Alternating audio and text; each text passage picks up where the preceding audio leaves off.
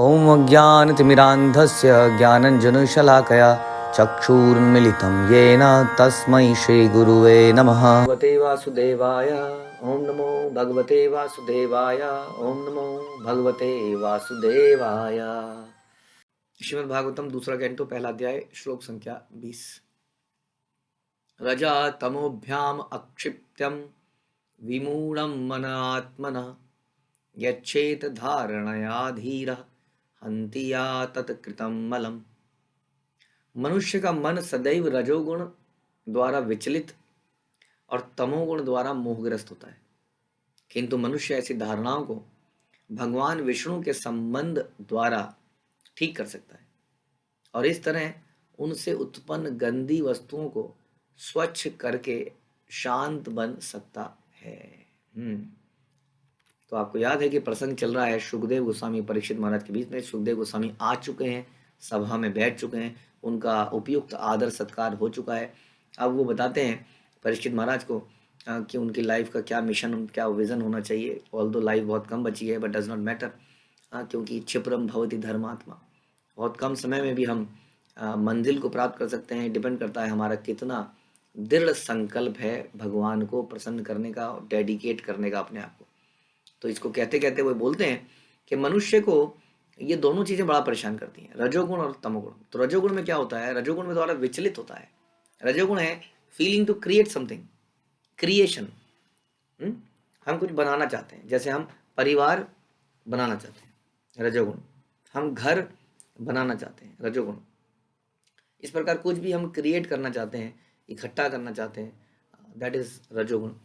हाँ, ये हमें हमेशा विचलित कर देता है, मतलब हमें टिक के नहीं बैठने देता कि अब ये क्यों ना कर लें, क्यों ना ये कर लें, ये क्यों ना कर लें, क्यों ना नौकरी बदल लें, क्यों ना शहर बदल लें, क्यों ना बढ़िया जगह जाके रहा जाए, क्यों ना बढ़िया खाया जाए, क्यों ना कुछ और किया जाए। बहुत देर से बैठे हैं, कहीं बाहर चलते हैं, मॉल में चलते हैं, घूम के आते हैं, समथिंग समथिंग, कुछ ना कुछ चलता रहता है रजोगुण।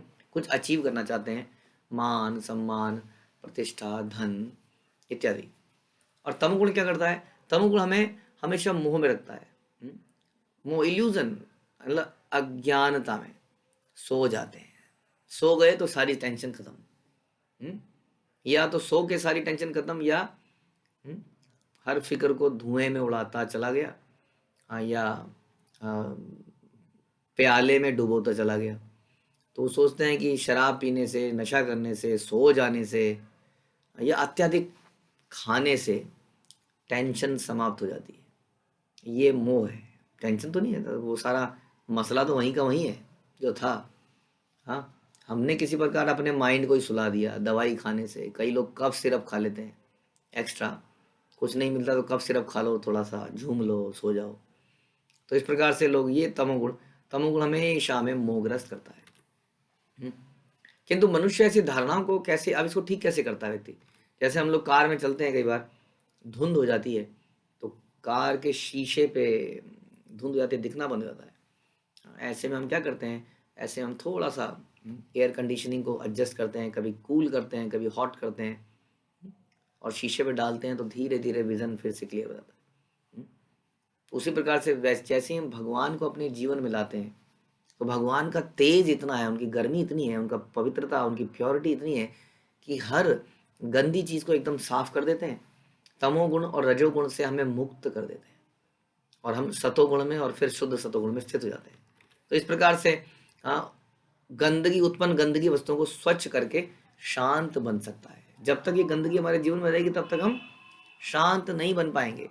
इसलिए भगवान को लाए बिना यदि कोई व्यक्ति कहता है मैं जीवन में सुखी रह सकता हूँ, या आपको बोलता है कि कुछ नहीं होते हैं भगवान मैं तुम्हें सुखी रह के दिखा सकता हूँ, तो वो ढोंगी झूठा व्यक्ति है, क्योंकि ऐसा कोई नहीं कर सकता है। ये सुख दुख जो है ना, ये टेम्परेरी लगता है कि कोई व्यक्ति सुख ही है। वास्तव में किसी व्यक्ति के जीवन के अंदर घुस के देखेंगे तब पता चलेगा। बाहर से कई बार लगता है ये इंडस्ट्रियलिस्ट है, इसके बाद इतनी बढ़िया गाड़ी है, चार्टर्ड प्लेन है, ये है वो है, कितना सुखी है। लेकिन कभी उसके जीवन में आंतरिक रूप से जाएंगे तब पता चलेगा कि वास्तव में सुखी है। पहली बात तो दवाइयाँ ही इतनी खा रहा होगा, उसी से समझ में आता है कि स्ट्रेस की गोलियाँ और पता नहीं क्या क्या, हाइपर टेंशन, पारिवारिक मतभेद, प्रॉपर्टी को कहाँ बांटा जाएगा, किसको दिया जाएगा, न जाने क्या क्या दुश्मन, एम्पायर को खींचने वाले, बिजनेस में दुश्मन, पता नहीं कहाँ कहाँ, बहुत सारी समस्याएं होती हैं। तो इसलिए कोई भी इन चीज़ों से मुक्त नहीं, यानी कि इस संसार में यदि सुखी रहना है तो ये जब तक हम भगवान को नहीं लेके आएंगे अपनी लाइफ में, तब तक सुखी नहीं रह पाएंगे। क्योंकि जहाँ कृष्ण रहते हैं वहीं ज्ञान रहता है, जहाँ ज्ञान है वहीं समझदारी है, वहीं विवेक है, वहीं पे सुख है। तो इस प्रकार से बताते हैं, यस्याम संधार्यमाणायाम योगिनः भक्ति लक्षणः आशु संपद्यते योगः आश्रयम भद्रम ईक्षतः। हे राजन, स्मरण की इस पद्धति से तथा यानी कि भगवान को स्मरण, उनकी सेवाओं को स्मरण। देखिए, स्मरण का मतलब हमेशा ये होता है, अगेन जैसा हम सुनते हैं कि शुष्क चिंतन से कुछ नहीं होता। जब हम स्मरण करते हैं गुरु का, जब हम स्मरण करते हैं भगवान का, तो तुरंत भगवान के निर्देश, उपदेश हमारे ध्यान में आने चाहिए। अच्छा, हाँ ये बताया था। यदि आपको प्रेम है तो खाली किसी को टकटका मार के देखते रहो, तुम, मैं, आई लव यू, मुझे तुमसे प्यार है, दिन सोमवार है, मुझे तुमसे प्यार है, इन चीज़ों से क्या होगा? प्रैक्टिकली जब शादी होती है तो अगले महीने तलाक हो जाता है। और बहुत प्यार चल रहा था, बड़ा अफेयर चल रहा था, रोमांस चल रहा था शक्लों को देखकर, तो अल्टीमेटली टकटकी मार के देखते रहने से, फोटो को देखते रहने से काम नहीं चलता है कि नहीं? अल्टीमेटली हमें अगर प्रेम है, प्रेम means to give, lust means to get, दोनों में बड़ा फर्क है। लस्ट में आदमी ये सोचता है मुझे क्या मिलेगा, प्रेम में आदमी सोचता है मुझे क्या देना है। तो इसलिए ये बड़ा इंपॉर्टेंट चीज़ है ये समझना, जो यहाँ पे बताया जा रहा है कि हे राजन, स्मरण की इस पद्धति से भगवान के कल्याण पर साकार स्वरूप का दर्शन करने के अभ्यास में स्थिर होने से मनुष्य भगवान के प्रत्यक्ष आश्रय के अंतर्गत उनकी भक्ति को शीघ्र ही प्राप्त कर सकता है। स्मरण की इस पद्धति से, तो इस प्रकार जब भगवान को हम स्मरण करते हैं तो हमें सेवाएं ध्यान में आनी चाहिए। क्या मैं कर सकता हूँ? इस पद्धति से भगवान के कल्याण प्रद साकार स्वरूप का दर्शन, कल्याण प्रद साकार स्वरूप, ये बड़ा महत्वपूर्ण है। जब हमारे जीवन में बहुत ज़्यादा अशुद्धि होती है, हम नव दीक्षित होते हैं, तब उस स्थिति में हम भगवान के ओमनी प्रेजेंट निर्विशेष स्वरूप को समझ के अपने आप को शुद्ध करने का प्रयास करते हैं। जब हम बड़े अशुद्ध होते हैं, हमारे हृदय में बहुत सारी अशुद्धियां हैं, अनर्थ हैं, तब भगवान के साकार रूप के प्रति कई बार अट्रैक्ट नहीं हो पाते। हम उन्हें कृष्ण रूप में बंसुरी बजाते हुए देख के उनसे अट्रैक्ट नहीं हो पाते, क्योंकि हृदय में इतना कुछ है अभी। तब भगवान की शक्ति स्वरूप को देखे कि भगवान सारे संसार में है, ये शक्ति है, ये चंद्रमा उनसे चलता है, सूर्य उनकी शक्ति है, ऐसी ऐसी बातें सोच के धीरे धीरे हमें लगता है हाँ कुछ तो है, कुछ तो है भैया, ये पृथ्वी घूम रही है, इतनी स्पीड से घूम रही है, हाँ ये सूर्य, मतलब ये सब चीज़ें हम सुनते हैं। तो ये जो निर्विशेष शक्ति है भगवान की, ये प्रारंभिक अवस्था है उस साधक के लिए जो अभी तक कुछ जानता ही नहीं है भगवान के विषय में। इसलिए हु इज गॉड, पहले उसको समझा, डज गॉड एग्जिस्ट। तो भगवान की नेचर को देख के, ब्रह्मांड को देख के, ये सारी चीज़ों को देख के, अपने आप को, अपने शरीर को देख के उसको महसूस होता है। अभी तक उसको पर्सनल फॉर्म के बारे में जानकारी नहीं होती। अब धीरे धीरे जब इसमें जानकारी और हासिल करता है तो बता रहे हैं कि भगवान के कल्याण प्रद साकार स्वरूप, जो उनका साकार स्वरूप है, यानी कि जो निर्विशेषवाद नहीं है, अब हम बात कर रहे हैं श्याम सुंदर की। तो ये स्वरूप का दर्शन करने के अभ्यास में स्थिर हो जाए व्यक्ति हो जाता है, तो मनुष्य भगवान के प्रत्यक्ष आश्रय के अंतर्गत उनकी भक्ति को शीघ्र ही प्राप्त कर पाता है। तो बड़ा महत्वपूर्ण है। ये कोई विम्सिकल इमेज नहीं है कि अपने मन से कुछ बना दिया, कुछ काला सा बना दिया। हाँ, ये शास्त्रों द्वारा, हम शास्त्रों में देखते हैं, ये जो अर्च विग्रह की जो विधि है, ये प्रमाणिक विधि है। नारद पंचरात्र, नारद से बड़े कौन भक्त हुए संसार में? नारद ने खुद इसके ऊपर लिखा है, कैसे नारद मुनि ने, कैसे भगवान के विग्रह की सेवा करी जाए, कैसे उससे हम पवित्र हो सकें।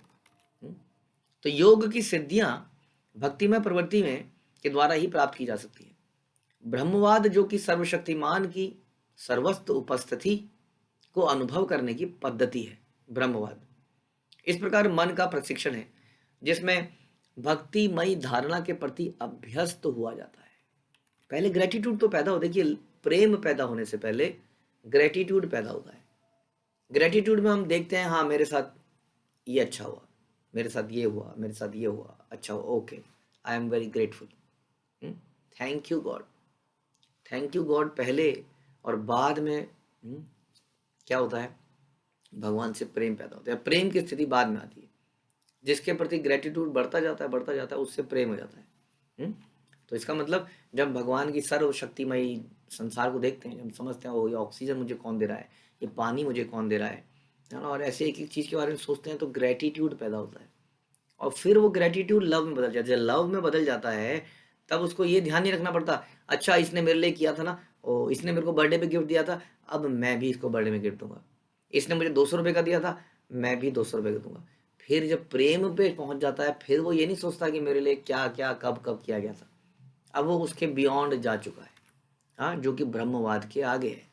तो ब्रह्मवाद तो प्रारंभिक मन का प्रशिक्षण है, जिससे भक्तिमय धारणा के प्रति अभ्यस्त हो जाता है, और योगी को इसकी इसी भक्तिमय प्रवृत्ति से ऐसे यौगिक प्रयासों की सफल परिणति संभव होती है।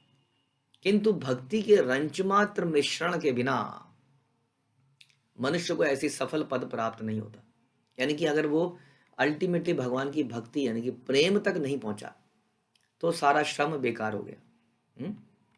तो ये बता रहे हैं ब्रह्मवाद की दृष्टि से जो भक्तिमय वातावरण उत्पन्न होता है, ब्रह्मवाद मतलब समझ गए अब आप, निर्विशेष सर्वशक्तिमान की सर्वस्त्र उपस्थिति, ये जो अनुभव है इसको ब्रह्मवाद कह रहे हैं कि भगवान हर तरफ हैं।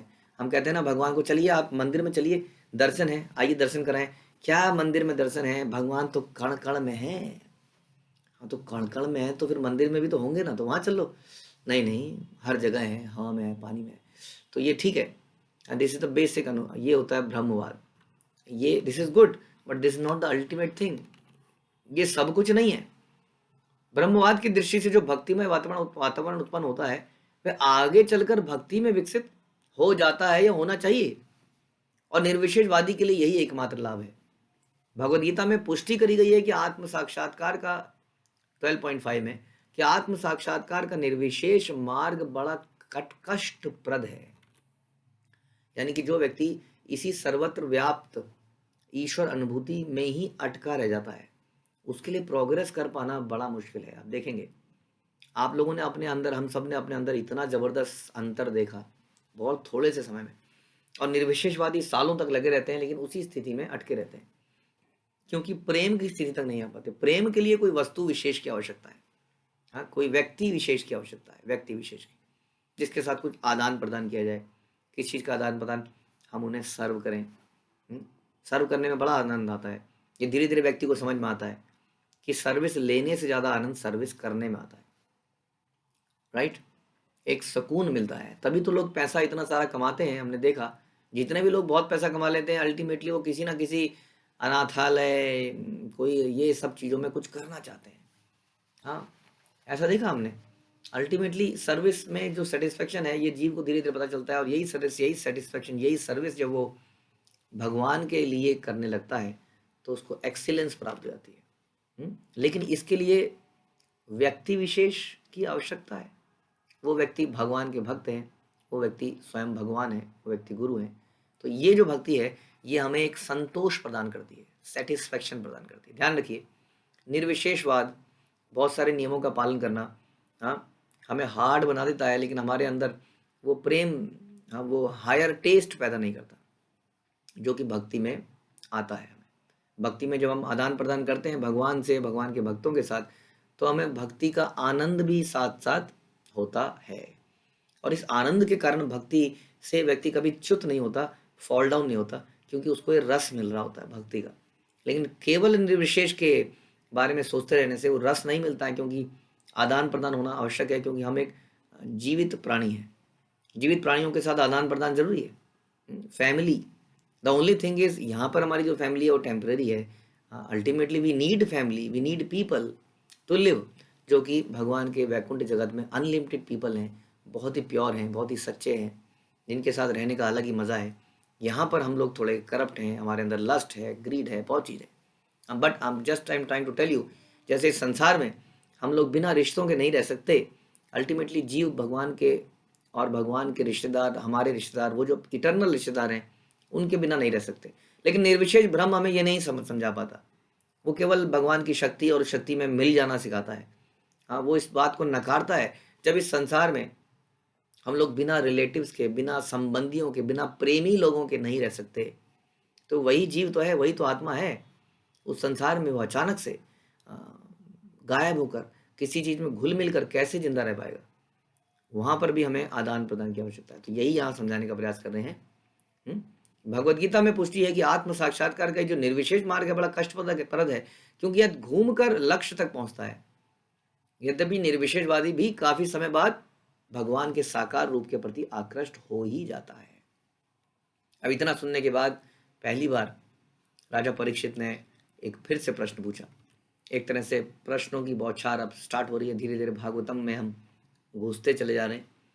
तो राजा ने पूछा, राजोवाच यथा संधार्यते ब्रह्मन् धारणा यत्र सम्मता यादृशी वा हरेदाशु पुरुषस्य मनोमलम।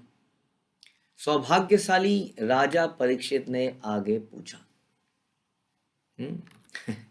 सौभाग्यशाली, आपको क्या लगता है किसी को श्राप मिला हो कि तू मर जाएगा 7 दिन बाद सांप के काटने से, कोई व्यक्ति उसको सौभाग्यशाली बोल सकता है? दुर्भाग्यशाली कहते हैं लोग। मरने वाला है, बीमारी लग गई है, बीमारी से मरने वाला है, दुर्भाग्यशाली। सब कुछ छिन गया है, दुर्भाग्यशाली। श्रापित है, दुर्भाग्यशाली। लेकिन यहाँ पर भागवतम में उसको लिखा जा रहा है, उसको बताया जा रहा है सौभाग्यशाली। क्यों? क्योंकि उसको इतना बड़ा वरदान प्राप्त हुआ क्या कि उसको इतने सारे साधुओं का संग करने को मिल रहा है। 7 दिन 7 रात तक ये साधु यहीं बैठे रहेंगे। अब हाँ, इसमें नारद मुनि हैं, वेद व्यास हैं, न जाने कितने लोग हैं। इन सब की क्या विशेषता है? इन सब की विशेषता है कि सब भगवान के विषय में सुनना चाहते हैं। इतना लंबा कथा कंटिन्यूसली सुनना, ये सौभाग्य है। परीक्षित महाराज से, सुखदेव गोस्वामी से सुनना, ये सौभाग्य है। तो सौभाग्यशाली राजा परीक्षित ने आगे पूछा कि हे ब्राह्मण, कृपया करके विस्तार से हमें बताएं कि मन को कहाँ और कैसे लगाया जाए, धारणा को किस तरह स्थिर किया जाए कि मनुष्य के मन का सारा मैल हटाया जा सके। ये मन जो है, मन सारी इंद्रिय विषयों का धुरी है। हम अक्सर डिस्कस करते हैं, इंद्रियों को कंट्रोल करने वाला है, नचाने वाला है, रादर कहिए हमको नचाने वाला है। हम कितने ही बड़े शक्तिशाली क्यों ना बन जाएं व्यक्ति, लेकिन मन के आगे हम सभी गुलाम हैं। कई बार मन ऐसी इच्छाएं पैदा कर देता है कि हम जानते भी हैं कि ये सही नहीं है, फिर भी हम उसको कर देते हैं, फिर बाद में पछताते हैं। इसलिए प्रश्न पूछ रहे हैं कि ये बताइए, मन को कैसे और कहाँ लगाया जाए, कैसे इसके मैल को हटाया जाए। यही सबसे बड़ा इम्पोर्टेंट काम है। तो हाँ, बड़ा ही इम्पोर्टेंट प्रश्न पूछा है। बद्ध जीव के हृदय की सारी मलिनता उसके कष्टों का जड़ है। हमारे सारे प्रॉब्लम्स का जड़ क्या है? हमारी इच्छाएं, जो कि भक्तिमय नहीं है, सांसारिक है, और फिर हम उनकी पूर्ति में लग जाते हैं। ये सारे कष्टों का जड़ है। और ये इच्छाओं का जो सोर्स है वो है हमारा मन। Thinking, feeling and willing. Will करना, इच्छा करना, ये मन का कार्य है। तो इसलिए सारी समस्या का जड़ ये मन बन जाता है। बद्ध जीव संसार के अनेक कष्टों से घिरा है, किंतु अपने निपट अज्ञान के कारण वह इस भौतिक जगत में अपने दीर्घबंदी जीवन की अवधि में हृदय में जो गंदगी इकट्ठी है उसको दूर करने में असमर्थ रहता है। असमर्थ क्या रहता है? प्रयास ही नहीं करता है। कौन प्रयास करता है? हाँ, आपने और हमने कुछ प्रयास किया तो सफलता मिली, यस, मिल रही है, सफलता धीरे धीरे मिल रही है। लेकिन लोग प्रयास ही नहीं कर रहे हैं, जानते ही नहीं है कि ऐसा भी कुछ करना है। मेरे मन में क्या गंदगी होगी तुम्हारे मन में? अगर किसी को बोला जाए तो कोई नहीं मानता है कि उसके मन में है। अनर्थ तो है ही, ग्रीड है। ग्रीड को तो हम मानते हैं, ग्रीड नहीं है, ये तो मेरा विजन है। विजन, 1 कार से 2 कार बनाना, 2 से 5 बनाना, ये मेरा लॉन्ग टर्म प्लानिंग है, ये मेरा मोटिवेशनल सोर्स है। तो ग्रीड को बहुत ग्लोरीफाई कर दिया गया है हमारे मीडिया ने भी और गुरुओं ने भी, कि हाँ सोचो सोचो, इच्छा करो, इच्छा करना चाहिए। सपने नहीं देखोगे तो सपने पूरे कैसे करोगे? लेकिन यही हमारा एक्चुअली में गंदगी है। वास्तव में वह परमेश्वर की इच्छा के अनुसार सेवा करने के लिए आया होता है, किंतु हृदय की गंदगी के कारण वह अपनी मनोकल्पित इच्छाओं की पूर्ति करना चाहता है। ये इच्छाएं उसे मन शांति प्रदान करने की बजाय नई नई समस्याएं उत्पन्न करता रहता है, और इस तरह उसे जन्म मृत्यु के चक्र से बांध देती है। सकाम कर्म तथा ज्ञान का यह मल सकाम कर्म का भी मल है, ज्ञान का भी एक मल है। परमेश्वर की संगति करके ही दूर किया जा सकता है। सर्वशक्तिमान होने के कारण भगवान अपनी अचिंत्य अनइमेजिनेबल शक्तियों के द्वारा अपना सानिध्य प्रदान कर सकते हैं। अतएव जो लोग ब्रह्म के साकार स्वरूप में दृढ़ श्रद्धा दृढ़ नहीं कर पाते, उन्हें भगवान के विराट रूप का सानिध्य प्राप्त करने का अवसर प्रदान किया जाता है और इस तरह धीरे धीरे धीरे आगे बढ़कर वो साकार रूप में आता है।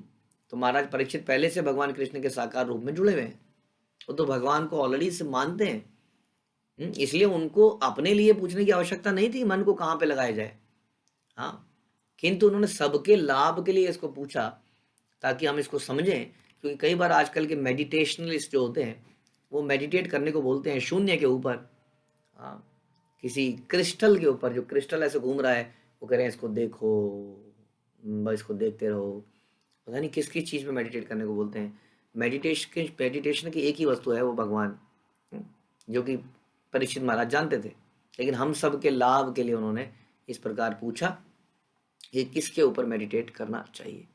भगवान अपनी अचिंत्य शक्ति से मानव समाज में या जीवों के अन्य समाज में विचरण करते हुए अपने दिव्य पद से रंच मात्र भी हटते नहीं हैं, वो वही भगवान बने रहते हैं। अतएव ऐसे व्यक्तियों के लाभ के लिए जो भगवान के साकार रूप को स्वीकार करने में असमर्थ हैं, महाराज परीक्षित ने सुखदेव गोस्वामी से पूछा कि प्रारंभ में किस पर स्थित किया जाए, एटलीस्ट ये बताइए।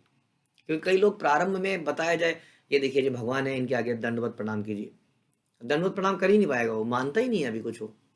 तो प्रारंभ में इसको कहाँ पे स्थिर किया जाए, धीरे धीरे कैसे इसको साक्षात स्वरूप के प्रति अट्रैक्ट किया जाए, ये एक कला है जो गुरु जानते हैं, जो हम भागवतम में सुनेंगे। ग्रंथराज श्रीमद् भागवतम की जय, श्रील प्रभुपाद की जय।